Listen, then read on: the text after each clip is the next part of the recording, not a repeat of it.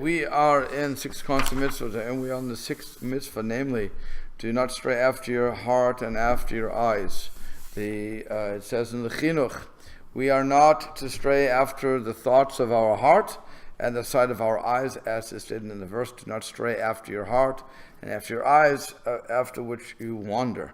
The purpose of this prohibition is to prevent us from focusing our thoughts on philosophies that run counter to the understanding upon which the Torah is built, because one can come to heresy by doing so.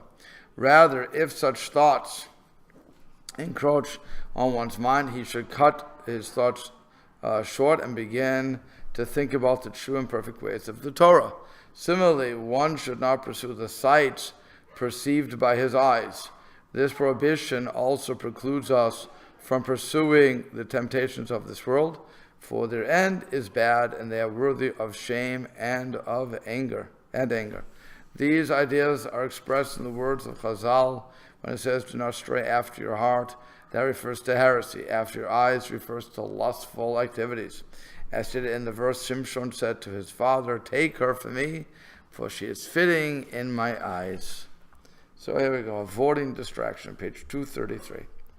And the last of the 6 constant mitzvot, the Torah commands us, "V'lo turu acharei levavchem v'acharei einechem." We say it twice a day. Do not stray after your heart and after your eyes. A superficial glance at this mitzvah leads us to believe that the Torah considers the eyes and the heart to be inherently evil. A midrash verifies this understanding, stating that the eyes and the heart are 2 agents that lead the body to sin. The eyes see, the heart covets, and the body follows through and commits a sin. This label seems rather harsh. What's wrong with the heart? And are the emotions of the heart uniformly bad? And why are our eyes considered evil? The eyes provide us with perception, with curiosity. They open us up to the world. Why are they considered evil? Furthermore, we find many instances in which the Torah speaks highly of the heart and eyes. Hashem says, "Tana v'ni libchali," my heart, give your heart to me. We are commanded to serve Hashem with all our heart. The Sanhedrin were called the Einei Ha'edah, the eyes of the assembly. King David was described as having beautiful eyes because he accepted the rulings of the Sanhedrin. Apparently, the heart and the eyes are not necessarily bad. So why does the Torah command us not to stray after them? Furthermore, it is also difficult to understand what the Torah demands of us in this mitzvah. The emotions that our heart feels and the perception that our eyes provide seem to be an essential part of us. Is the Torah telling us not to stray after ourselves? Can we be expected to negate and nullify the feelings that automatically enter our heart or the sight that enters our eyes? The key to understanding this mitzvah lies in the answer to some other more puzzling questions. The Talmud in Brachot teaches that not straying after our heart means not to involve ourselves in heresy, and not straying after our eyes means not to involve ourselves in immoral acts. Logic would dictate that the first 5 constant mitzvot make the 6th one unnecessary. The first mitzvah, emunah, requires us to know that Hashem exists and to make sure that our actions reflect that knowledge. The second mitzvah, lo hiyeh, commands us not to seek success through means that are detached from Hashem. The third mitzvah, yichud Hashem, requires us to recognize that nothing truly exists from Hashem, aside from Hashem. The fourth mitzvah is ahavat Hashem, to love Hashem. It is obvious that anyone who fulfills these 4 mitzvot cannot involve himself in heresy. The 5th mitzvah, yirat Hashem, requires us to realize that there are serious consequences to our actions. A person who has yirat Hashem will not get involved in heretical or lustful activities. So, why do we need a separate commandment not to engage in such activities if we are already prohibited from doing so by the first 5 mitzvot? Furthermore, according to the Talmud's interpretation of this mitzvah, why does the Torah tell us not to stray after our heart and mind? Why doesn't it state clearly Do not be heretical and do not lust. Famous question for all the Torah. Why doesn't the Torah just say what it wants? And so why didn't God just say what it wants? Why, what he wanted from us? Why do you have to couch it in terms? So now it goes to emotions and perception. Are they objective or subjective? The first step to answering these questions lies in differentiating between lo taturu, the commandment not to stray, and the five constant mitzvot that go before it. While the first 5 mitzvot are rooted in philosophy with practical applications emerging by implication, lo taturu is a practical mitzvah only. The first 5 mitzvot laid the groundwork for our spiritual success in this world. By the time we reach the mitzvah of lo taturu, we already know that Hashem exists, that no other force contains any power, that Hashem is one, that we love Him, and that we fear Him. We know that success is measured in terms of spiritual perfection. We know that everything else is temporal and superficial. We know that if we indulge in short-lived pleasures, we will pay a heavy price. We know all that, but then we are suddenly overcome by temptation. Someone or something enticing is before us, and we know that we should avert our gaze. We are sitting at a computer, and we know that clicking the mouse button will take us to a place where we don't belong. There is a juicy piece of gossip on the tip of our tongue, and we know that we should not say it, but there is still a struggle, and we tell ourselves, I know this is wrong. I know it doesn't pay. I know this is spiritual suicide. We tell that. But we still feel torn. The battle rages on despite all the knowledge. We know that what we should do, but, and then it's too late. What happened? We knew that we were doing the wrong thing. Why did we lose the battle? We lost the battle because we got distracted. We could not hold on to the values we have worked so hard to incorporate into our life because we got sidetracked. Lo taturu does not require us to learn anything new. It requires us not to get distracted.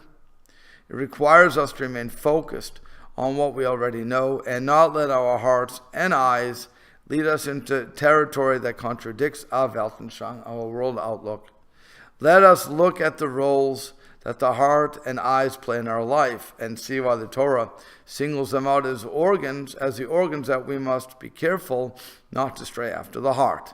In a physical sense, the heart supplies energy to the body by pumping blood to the systems and supplying them with life-sustaining oxygen.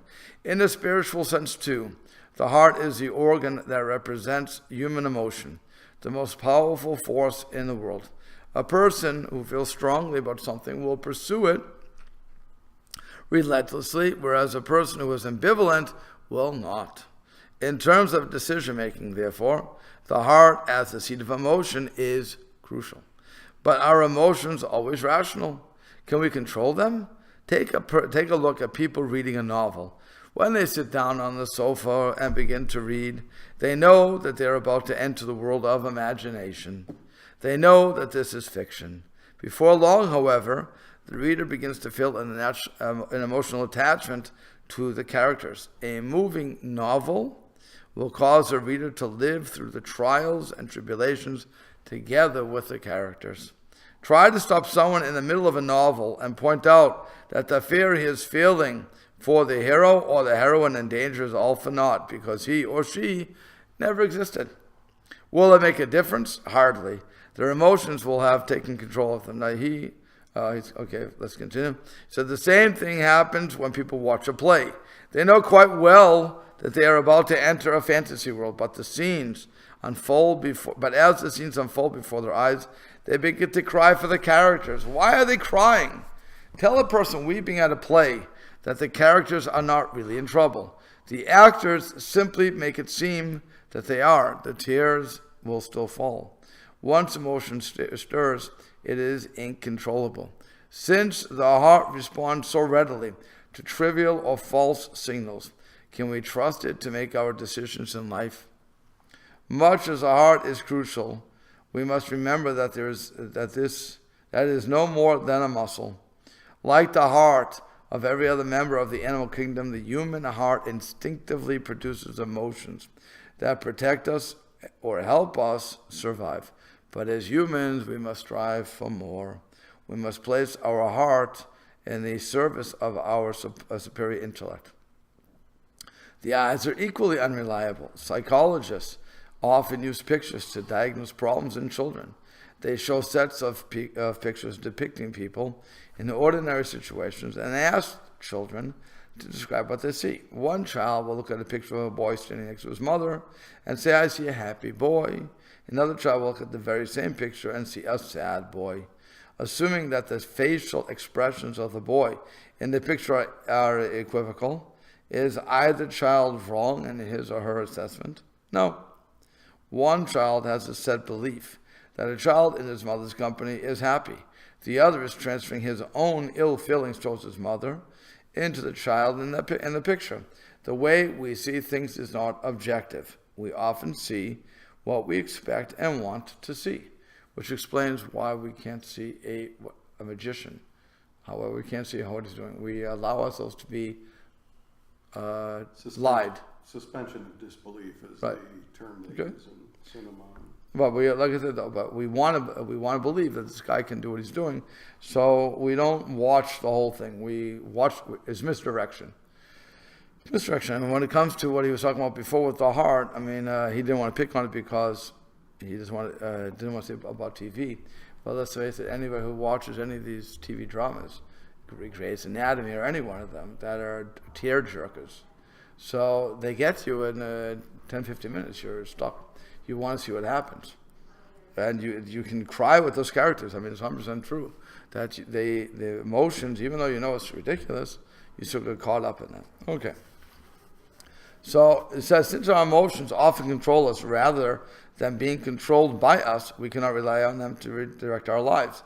And we cannot rely on our eyes to provide insight into the world. Let's examine a practical application to this concept. Although addictions will usually develop into chemical dependency, they do not start that way. And they do not begin with logic either. No one will tell you that he believes ideologically that he should be drinking, gambling, or smoking cigarettes. If you catch an alcoholic in a sober moment and ask him why he was created, he is unlikely to reply, "I was created to drink myself into a stupor and roll around in the gutter." Alcoholism and many other addictions begin with a need from a lift from downtrodden emotions. A person who is depressed will seek some sort of temporary relief and try something that he knows quite well may hurt him. Why? Because emotions overpower logic. Emotions also prevent an addict from improving. While sober, an alcoholic can think about his job, his family, and his goals. He can decide that he should never have started drinking and that getting drunk leads to trouble. He can use such a moment to seek help. Why doesn't he? Because he is emotionally connected to the freedom from reality that his addiction affords. An alcoholic's view of the world can also become distorted. The story is told of an alcoholic whose family could not convince him to seek help. One day, his son saw a fellow rolling in the streets and a bottle of whiskey in his hand, singing loudly, blocking traffic, and making a fool of himself. He figured that this was his chance to make his father aware of the effects of alcohol. He ran home, and to his relief, his father was sober. He grabbed his father's hand and told him to see the drunk. "Father, do you see how destructive alcohol is?" The father shook his hands free from his son's, walking purposely towards the drunk and said, "Sir, where did you get such good whiskey?" The son saw a fellow who was allowing alcohol to destroy his life. The father saw a man who had succeeded in finding a substance he enjoyed so much. Two hearts, two sets of emotions, two sets of eyes, two perceptions. Thankfully, most of us are not tempted to drink or engage in a similarly harmful activity. This does not mean, however, that we are saved from the danger of overpowering emotions and distorted perception. We're on page 238. When a person gives into a strong temptation to sin, is he denying that Hashem exists? Does he want to dispense with his love and fear of Hashem? Certainly not. He simply loses control. His emotions overpower him. Again, 239 now. Once we have mastered the first 5 constant mitzvot, the Torah does not need to command us to engage in heresy or lust, because we will not be heretical or lustful, at least not intentionally. The first 5 mitzvot do not guarantee, however, that we will refrain from sinning. Why?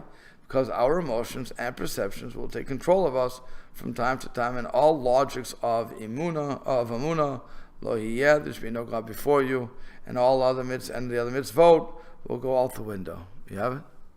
Good. Now we come to a crucial question. If emotions and perceptions are so powerful, if they can hijack our thoughts and cause us to do things that we know are wrong, what alternative do we have? The answer lies in the wording of the commandment, don't stray after your heart and eyes.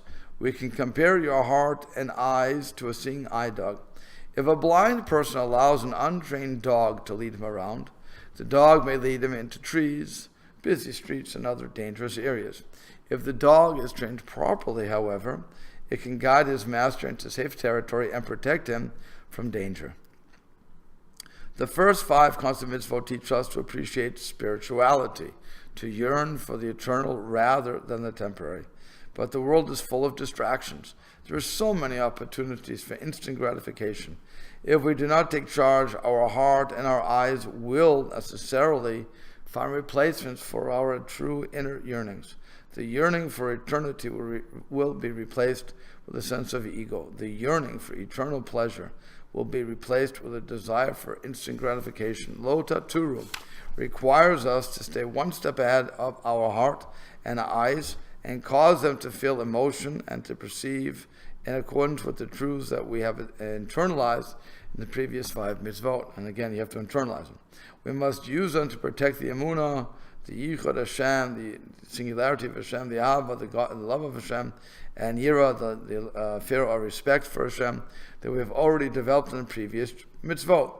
We can program our heart and eyes to energize us for spiritual growth. But if we leave them on their own, they will focus only on the mundane and superficial pleasures of this world. So this is Acharei Levavchem, after your heart. So it says, I feel like, until now, we have been discussing the heart and eyes as one unit.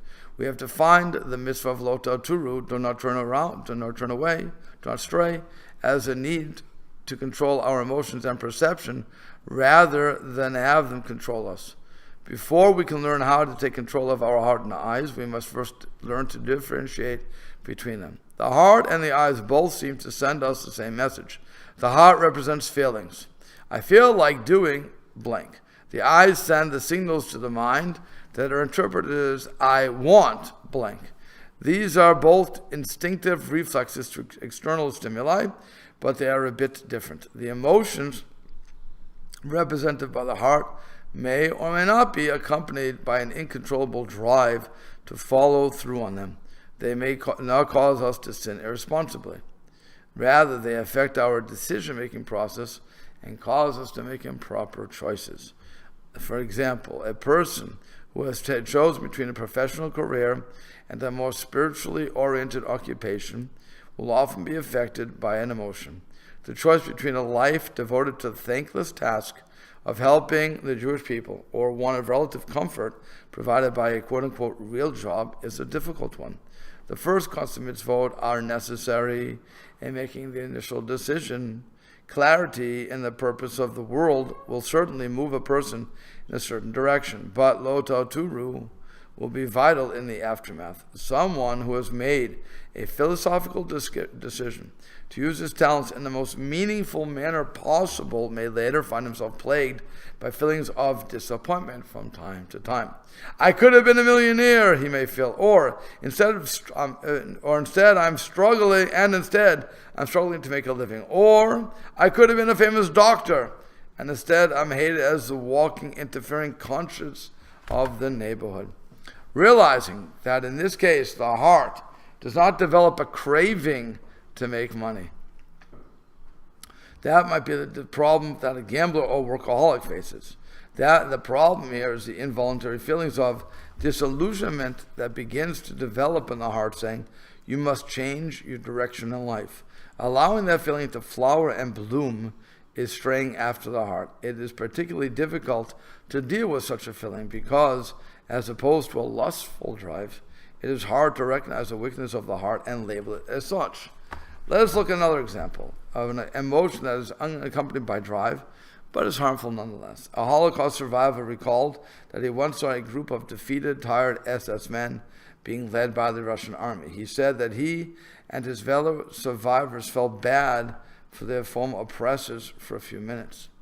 When we hear the story, we understand the emotion felt by the survivor. With the existing mindset of the world nowadays set by Western liberals, we consider compassion to be the closest thing to perfection, and the Jewish heart is naturally compassionate. But Chazal, the rabbis, warn us not to fall into this trap, because one who is merciful toward the cruel will end up being cruel toward the merciful. They derive this lesson from a painful episode in our history. Hashem sent the prophet Shmuel to King Shaul to command him to wipe out Amalek, all of Amalek. Shaul did not have the heart to kill everyone. He left the women, he left the animals, and Agag, the king of Amalek, alive. Hashem sent Shmuel to inform Shaul that he would lose the kingdom because of his failure to carry out Hashem's decree. Compassion is failure? Yes. Like any other emotion, compassion must be directed. If it is a product of a misguided heart, it must be eradicated. In Shaul's case, it was a misplaced compassion. The Midrash points out that not very much later, the very same Shaul ordered that the pious Kohanim of Nob should be killed because he was under the impression that they were sheltering David, who had been anointed as his successor. Chazal determined that Shaul's problem was that he followed his heart. When his heart told him to be compassionate toward the Amalekites, he followed it. When his heart later told him to protect his kingdom and his family's future, he followed it in an act that was totally lacked compassion. When a Holocaust survivor says that he felt bad for the imprisoned Nazi torturers and murderers, he is demonstrating his Jewish heart. The Torah warns us not to follow our heart in such cases. Our values become distorted when we accept emotions that should not exist. We must learn to control and redirect them when they are inappropriate. We are required to develop a compassionate hatred toward Amalek. This mitzvah is unusual. The Torah does not command us to foment hatred in any other case. But this mitzvah also represents a basic belief in Judaism. The heart is not sensible. It creates inexplicable feelings, and we are in danger of acting on those feelings. The heart must be guided. In the unusual case of Amalek, we must enlist its services to bring us to an adequate hatred toward them so that we can fulfill the commandment to eradicate them. Regarding other mitzvot, we must learn to program the heart in such a way that it will provide us with the energy needed to carry them out. And above all, when we feel our heart developing a program on its own, independent of Hashem's will, we must learn to ignore it. Now, this is, like I said, it's an interesting thing he's bringing up. For the Holocaust survivor to see that the people that were killing them and starving them are now being in that role. And they had compassion. They had moments of compassion on them. The question is, would that compassion continue? In other words, if they were given the ability to punish these people, would they have said, "Oh no, we forgive them, forget it," or put in more today's day? Let's say there's somebody who murdered a person, and the family now says to the murderer, "I forgive you." Does that mean that they don't want that person to suffer punishment? No. It just means we forgive you. We understand that, it happens, fine, but you still have to be punished. You did the crime, do the time. Or pay the ultimate price. So really, I'm not sure what the Holocaust survivors would have said in the end. Should they have been, should their torturers and murderers have been killed? I assume they would say yes. But what they were willing to do, and I think this is a very beautiful thing, is to say, we forgive you. Because it's not worth holding the hatred. Hatred kills you. So it's I'm not sure if that's what they were saying, but I like to think that's what was really going on. So yeah. We're not allowed. It's not good to hold hatred. It's not good to hold hatred, yes. With the exception of Amalek.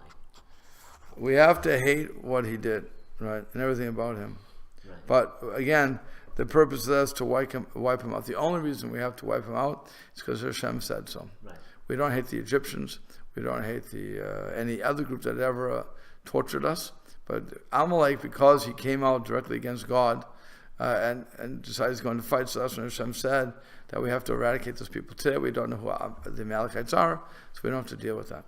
But when Shaul didn't listen to Hashem and decided that he's going to give into popular opinion, and he's not going to do something, he's going to keep the women alive and so on and so forth, well, that's not listening. And you can't disobey Hashem.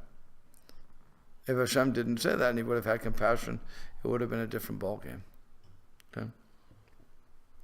So we find a slight difference in the language King David used when praying for success and controlling various aspects of the body. By the way, that's also why it says in the Gemara when, there's a couple of stories about this, when I think it was Rabbi Akiva, I forget who it was, but it's some people were in his neighborhood, some non-Jews neighborhood, were bothering him, were torturing him. And so he prayed for them to die. The wife hears and says, you can't pray for them to die. Rather pray for them to do teshuvah. We should be doing that. So you see many instances of where our gut reaction is to do one thing, but when somebody's talking to us and brings us back to reality, we don't, and says, don't let your emotions grab you like that. Pray for them to do repentance rather than pray for their death. We see that sort of a concept. And even though they were torturing him in one way or another, not physically, but taunting him and some other things. But it's still, that's where we get that concept of daven for them. Again, I'm not going to say that I'm going to welcome into my house and I'm going to say, oh, please, hit me. I'm not interested in that. But that's what I'm saying. It's very nice to be forgiving. He said, so King David said, Hatei libi el edvotecha v'al el batzad. Incline my heart toward your testimonies and not to greet, followed by ha'avir einai mirot shav, avert my eyes from seeing futility. At the very beginning of the code of Jewish law, the Torah explains, he explains the difference. We are not forced to process external stimuli that affect our heart. We can choose to ignore them and incline our heart toward good even after it senses something evil. We do not have the same opportunity when it comes to our eyes. As soon as something improper passes before us, our brain processes the information and the image weakens our value system. The eyes, therefore, must be prevented from seeing these images, for even the slightest glance at evil can lead us astray. And the image remains in our subconscious and can be reawakened at any time. When the Torah commands us not to stray after our eyes, then, it is not referring to a feeling, but to a craving or a drive. The eyes provide us with the impulse to say, I must do this now. An alcoholic, for instance, is not following his heart. He may be crying deep down. He is following his eyes. When a craving takes hold of him, his better judgment goes out the window. An impulse shopper follows his eyes, not his heart. It is an automatic and spontaneous, no thought, no emotion. I want it. And if you think about how many people, when do you have the most sales on the QB channel, that buying online thing? What was it called? Yeah, when you watch on TV, there's a whole thing. Yeah, there's a shopping channel. Shopping channel. When do most sales get made for shopping channels or for those exercise equipment things? Sorry? No, at night. Saying when during the day. At night, because you're watching it and you're weak and you think, oh yeah, all I have to do is exercise for 10 minutes and I get six-pack abs. Absolutely. Or any of these things. Or I like that. Same thing with, it's all impulse buying. And people give into that. Because they say, oh, I want that. Not I need it. It's not I need it. It's just I want it. Okay. So now it says, now that you have defined the roles that the heart and the eyes play, we can learn how to counter the individual threats they present. Drunk driving is considered a serious crime, and rightfully so. But a drunk might argue that there should be no penalty for drunk driving. And the more drunk a person is, the less control he has over his abilities.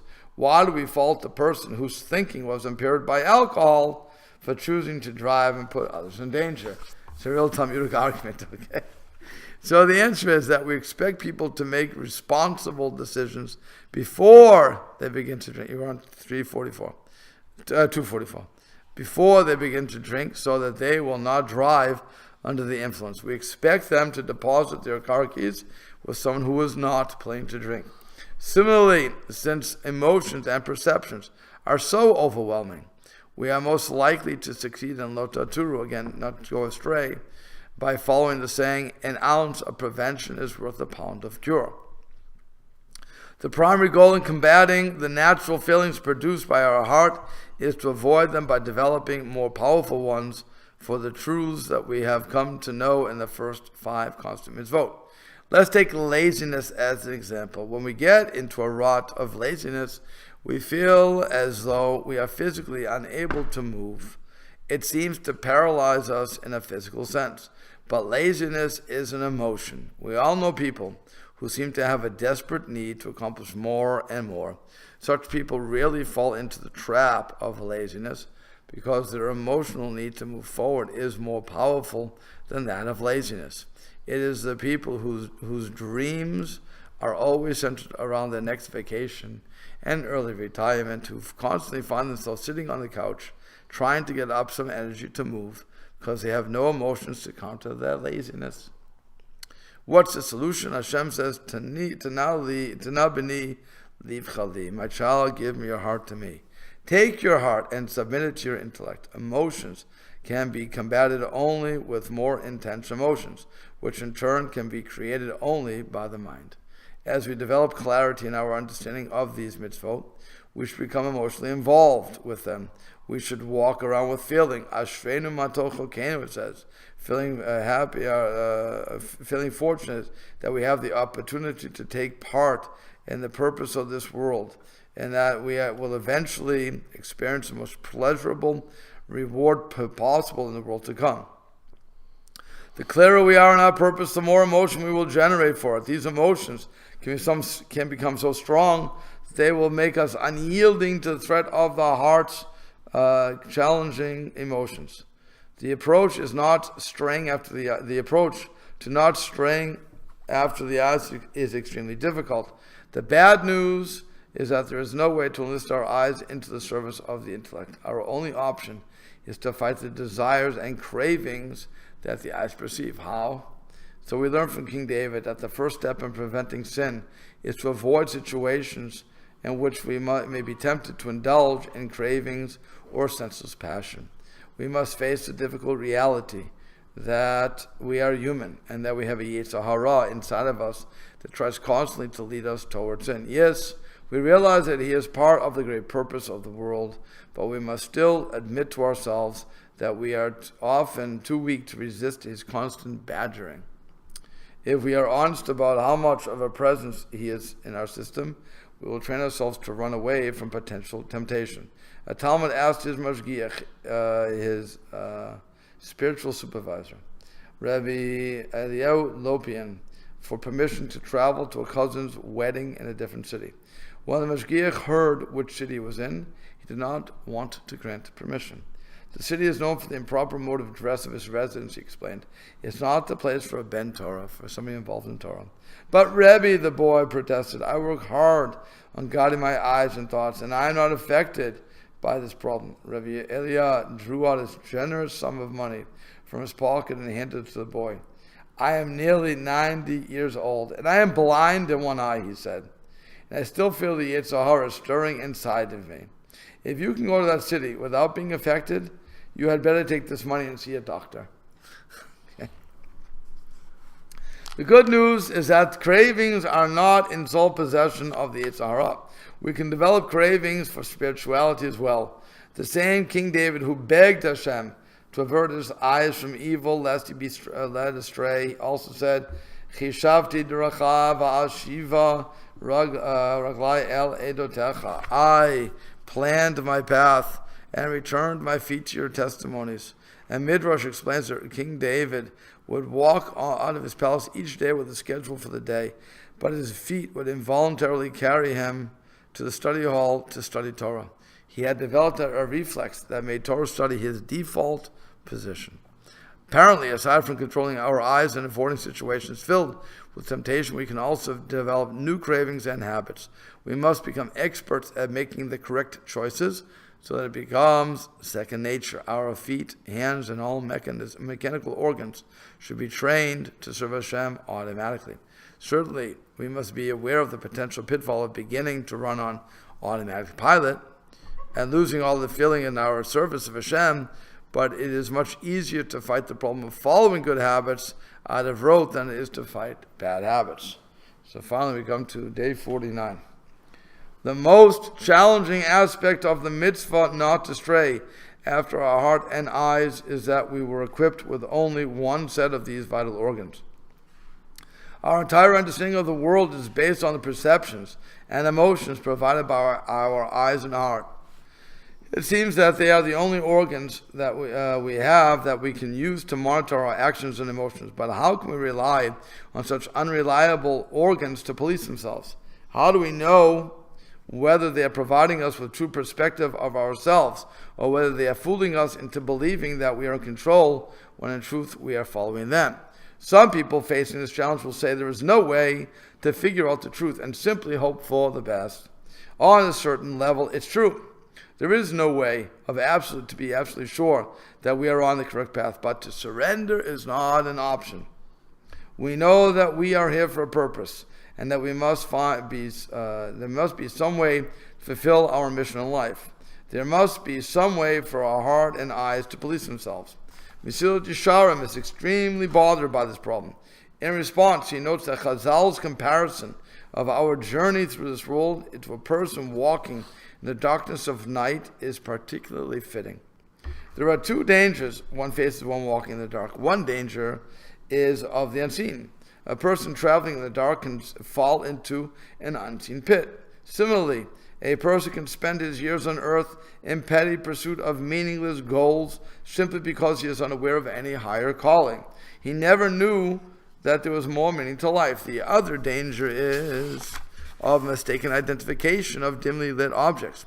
A person walking into darkness might walk into a pillar because he thinks that is a person who will step aside when he approaches. Similarly, a person traveling through this world might spend his time chasing some sort of goal that he mistakenly identifies as good, when in truth it is evil. What alternative do we have?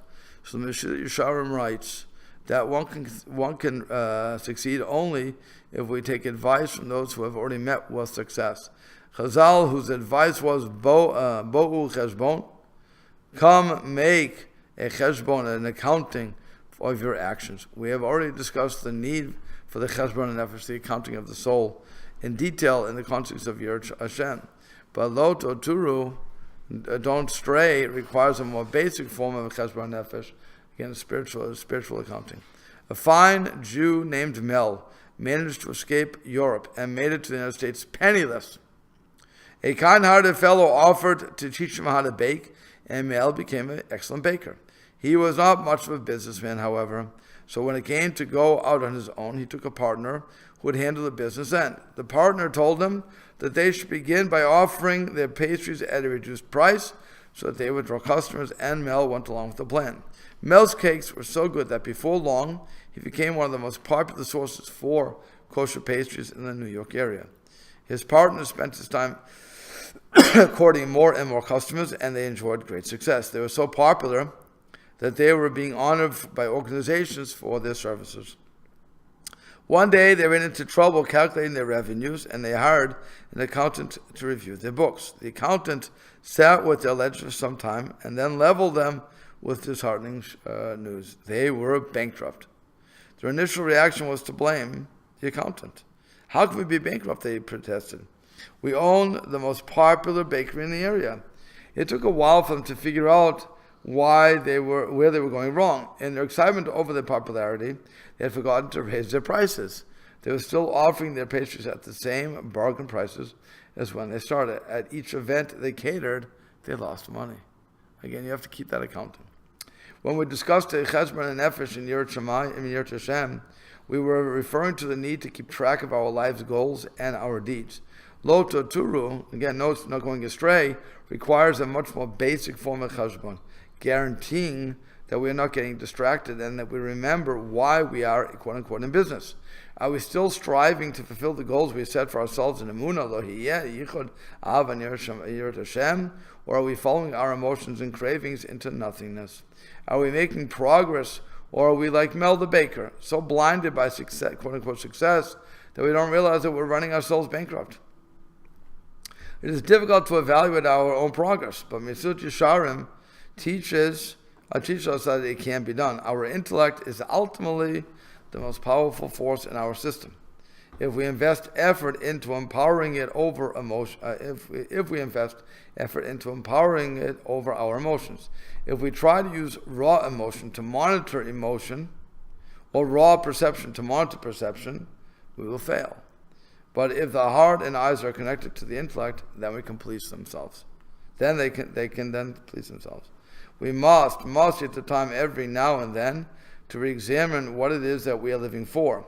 In the first 5 mitzvot, we have learned that there is a purpose to this world, that we play an important role in that purpose, and that every event in our lives is connected to our role, and that we can love the challenge that the purpose presents.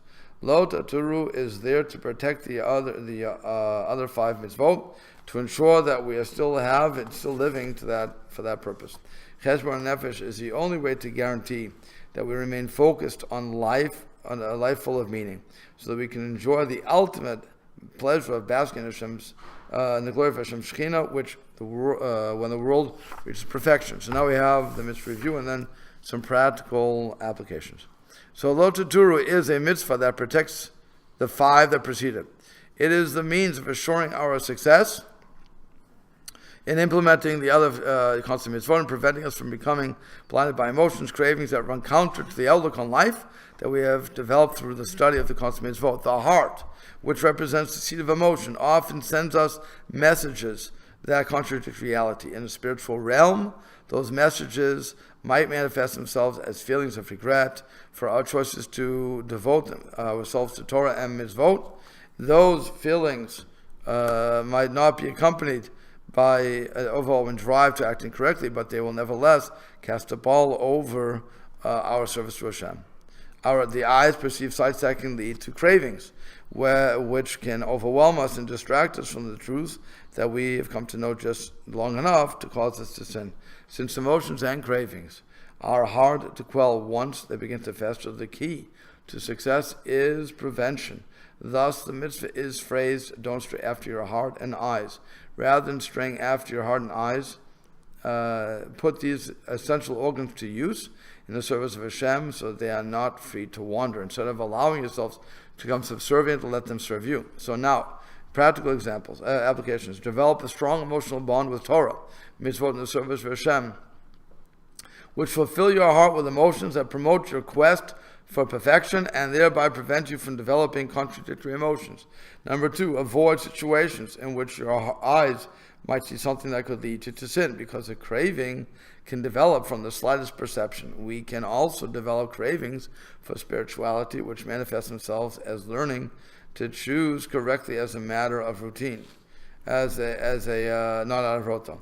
As a completion of the Cheshbon Nefesh process that you start in Yirat Hashem, so set aside time occasionally to review all of the insights that you have gained during your study in the 6 constant mitzvot. This will ensure that you will not become distracted, and that your actions still reflect those mitzvot, the purpose they represent. So now the epilogue, day 50. Wow. Okay, we're about to finish the book. Okay, in our discussion, yeah. Wait, In our discussion, what? did you skip a page? No, I went. No, I didn't. Oh, I did. I'm sorry. Additive effect of Lo Taturu. Sorry. The first 5 mitzvot require us to have specific thought, process, or feelings reflect in our actions. Emunah requires us to ensure that our actions reflect our knowledge of Hashem's existence and His purpose in creating the universe, namely, for us to perfect ourselves so that we can enjoy the reward we earned in the world to come. Lohiyah adds an awareness that no other forces have power to influence us, and the requirement to live our lives only for the purpose of creation. Yichud Hashem teaches us that all exists, that all that exists is Hashem, and all that forces and that all forces and circumstances in the world are there to bring us closer to perfection. Hash'avad Hashem requires us to feel love for Hashem and to enjoy participating in the quest for perfection. Yirat Hashem is a mitzvah, to fear the possibility of ruining our lives by ignoring the true purpose of creation. Though the Torah protects those mitzvot, it requires us to take steps to avoid getting distracted and losing sight of our true goals and mission. In our discussion of the 6 constant mitzvot, next page, we have attempted to show how the 6 mitzvot are interconnected and dependent upon one another. In many instances, however, we have to sacrifice the forest for the trees. We could not focus on common threads that run through the mitzvot, lest we complicate the individual principles set forth by each mitzvah. Now that we have completed our study, however, it would be informative to study the beauty and unity inherent in the 6 constant mitzvot. We defined each of the 5 mitzvot on 2 tracks. In the first one, we will call the understanding and relationship track. We developed a deep understanding of Hashem and explained how a Jew was supposed to relate to Him. And the second one, which we call the purpose track, so then we focused on Hashem's purpose in this world and discussed how we should take part in it and relate to that purpose. So understanding and relationship track. Emunah, we defined Emunah as a clear-cut knowledge just of Hashem's existence. We explained that as opposed to just faith or belief, a deep-seated knowledge of His existence will prevent a person from acting in a way that counters that knowledge. Lo Yiyeh forbids us to believe that any force other than Hashem possesses power, even if we realize that it is a mere servant to Him. Yichud Hashem requires us to recognize that Hashem is one, which means that nothing other than Hashem has true existence. Ahavat Hashem is a commandment to love Hashem, which can be achieved through study of His Torah and creations, and by sacrificing for His sake. Yirat Hashem is in terms of understanding and relating to Yirat Hashem. Yirat Hashem means to be in awe of Him. We develop this awe when we realize our overwhelming insignificance in comparison to Him. Emunah is now a purpose. Emunah requires us to realize that Hashem must have created this world for a purpose. That purpose is to benefit mortals by offering us the greatest pleasure possible, basking in His glory in the world to come. Since we can experience that pleasure only if we earn it, our role in this world is to pursue spiritual growth and perfect ourselves. Lo Yiyeh forbids us to live for any other purpose other than the one in which Hashem created the world, because come, you're closer. You'll hear the end. Okay. Created the world only for the purpose of allowing us to grow and attain perfection. All events and circumstances we experience are orchestrated by Him in a way that aids our spiritual growth. Therefore, even the most ordinary aspects of life, and even those events and circumstances that seem to get in the way of our growth, must actually contain some opportunity for growth. The Yetzer Hara is part of this purpose, playing the role of coach who continually challenges us in order to help us grow and attain perfection. Ahavat Hashem requires us to love Hashem in order to create a world of purposeful challenge for our sake and for the granting us the tools to overcome the challenges we face. A true Ohev Hashem, a true lover of Hashem, loves life and appreciates each moment that he can spend perfecting himself. Yirat Hashem requires us to deepen our recognition that we are living not for this insignificant, fleeting world, but for the world to come, where we will enjoy eternal reward. Therefore, we should not fear circumstances that will affect us only in this world. Rather, we should be fearful of the possibility that our own actions may render us unable to attain perfection necessary to enjoy the eternal reward. Lo Torah is unique in that it is not split into 2 tracks. It is a mitzvah not to get distracted and forget all the awarenesses that we developed in the previous mitzvot. Both is an understanding and relating to Hashem and our need to take part in this world and the purpose of the world. The above 2 tracks are not mutually exclusive, nor can one be developed at the expense of the other. The understanding and relationship track provides the basic philosophy behind the purpose track. Successful implementation of these mitzvot is dependent upon studying and internalizing both tracks simultaneously. So here, Chinuch is finally, in the end, Chinuch finds a scriptural reference to the 6 constant mitzvot in the verse, Sheish Arei Miklat Tiyeh Lachem. There will be 6 cities of refuge for you. Prima Gadon explains this comparison. A person who murders unintentionally is protected from the avenger of the victim's death as long as he stays within the boundaries of the city of refuge. But if he leaves the city, he is no longer protected. So too, one who remains within the boundaries of these 6 mitzvot is constantly protected from all influences that seek to lead us away from Hashem and His Torah. In modern times, this protection is more necessary than ever. When 2 nations are at war and they sense that a conclusion is imminent, each side will use all forces and means at its disposal to deal the final death blow to his opponent. So too writes Rav Sadok Cohen of Lublin, when we are in the final throes of war with the Yetzer Hara, he will use all the means at his disposal to deal us a death blow. We must find the means to battle him successfully, lest we lose the battle. In all likelihood, we are now witnessing the Yetzer Hara's release of all forces at his disposal. A conclusion seems imminent. Levels of impurity that would have been extremely difficult to assess in previous generations are now thrust upon us on billboards, at supermarket checkout counters, in the corner stores. Furthermore, technological advancement turns devices that we consider necessities for normative learning, such as computers and cellular telephones, into the minefields for the soul.